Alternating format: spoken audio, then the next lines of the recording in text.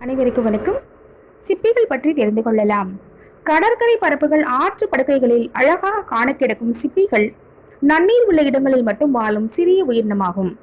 உலகம் முழுவதும் ஆயிரக்கணக்கான பல்வேறு வகையான சிப்பி இனங்கள் காணப்படுகின்றது.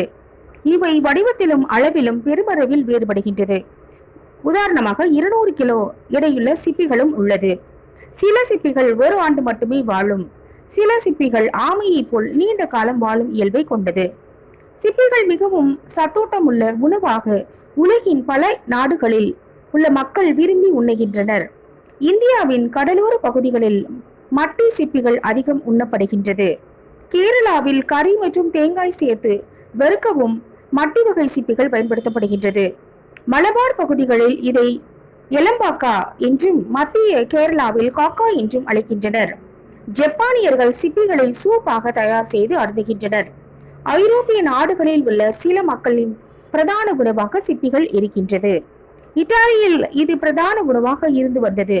ஒரு கட்டத்தில் சிப்பிகள் அழியும் நிலை ஏற்பட்டதால் சிப்பிகளை அழித்து வரும் உயிரினமாக அறிவித்து அதன் விற்பனைக்கு தடை செய்யப்பட்டுள்ளது. தமிழ்நாட்டில் பொறுத்தவரையில் கடலோர பகுதிகளில் ஒரு சில மக்கள் இதனை உண்டாலும் இது மக்களின் பிரதான உணவாக இடம்பெறவில்லை. நன்றி.